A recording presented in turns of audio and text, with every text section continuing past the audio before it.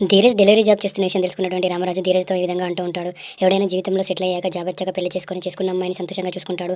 కానీ చదువు మధ్యలోనే ఉండగా ఒక అమ్మాయిని పెళ్లి చేసుకొని, ఆ అమ్మాయిని సంతోషపెట్టలేక, నువ్వు సంతోషంగా ఉండలేక, ఇటు కన్న తల్లిదండ్రులను మమ్మల్ని సంతోషంగా చూసుకోలేక ఎందుకురా ఇలా ఉన్నావు నువ్వు? అసలు నీలాంటి వాడు నా కడుపున ఇలా పుట్టాడు అని చెప్పి ధీరజ్‌ని రామరాజు తిడుతూ ఉంటాడు. దాంతో అక్కడే ఉన్నటువంటి వేదవతి ఈ విధంగా అంటూ ఉంటుంది. ఎందుకండి ఇవన్నీ ఇలా తిడుతున్నారు అని చెప్పి అంటూ ఉంటుంది. దాంతో రామరాజు ఈ విధంగా అంటూ ఉంటాడు. అసలు వాడు ఇలా తయారు కావడానికి కారణం నువ్వే. అయినా అమ్మాయి కూడా బుద్ధి లేదు. నీలాంటి జాబ్ లేని వాడిని ఎందుకు పెళ్లి చేసుకుంది? అమ్మాయి కొంచెమైనా బుద్ధి ఉండద్దా? లైఫ్‌లో సెటిల్ అయినాక పెళ్లి చేసుకోవద్దా అని చెప్పి తిడుతూ ఉంటాడు. దాంతో వేదవతి ఈ విధంగా అంటూ ఉంటుంది. అసలు వాడు ఆ అమ్మాయిని ఎలాంటి పరిస్థితుల్లో పెళ్లి చేసుకున్నాడో మీకు తెలుసా? అసలు నిజం తెలియకుండా ఎందుకు అలా చేస్తున్నారు అని చెప్పి వేదవతి అంటూ ఉంటుంది. దాంతో పక్కనే ఉన్నటువంటి ధీరజ్ అమ్మ నిజం చెప్పొద్దు అని చెప్పి సైగ చేస్తూ ఉంటాడు. దాంతో రామరాజు ఈ విధంగా అంటూ ఉంటాడు. ఎలాంటి పరిస్థితుల్లో చేసుకున్నాడో చెప్పు.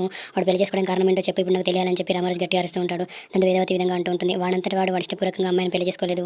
వాళ్ళ పెళ్లి కావడానికి కారణం నేనే, నా మూలంగానే పెళ్లి చేసుకున్నారు అని చెప్పి వేదవతి అసలు నిజం చెప్పేస్తూ ఉంటుంది. ఏంటి నువ్వు చెప్పేది? నీ మూలంగా వాళ్ళు పెళ్లి చేసుకున్నారని చెప్పి రామరాజు అంటూ ఉంటాడు. అప్పుడు వేదవతి అవునండి, వాళ్ళు నా మూలంగానే పెళ్లి చేసుకున్నారని చెప్పి ప్రేమ మరియు ధీరజ్ ఎలాంటి పరిస్థితుల్లో పెళ్లి చేసుకున్నారు, ఏ విధంగా పెళ్లి చేసుకున్నారు, అసలు పెళ్లి చేయడానికి గల కారణాలు ఏంటి అని చెప్పి అన్ని రామరాజుకి అసలు నిజం చెప్పేస్తూ ఉంటుంది. ఆ మాటలు వినగానే రామరాజు ఒక్కసారిగా షాక్ అయిపోయి ఇన్ని రోజులు నేను అపార్థం చేసుకున్నాను కదా అని చెప్పి బాధపడుతూ ఉంటాడు.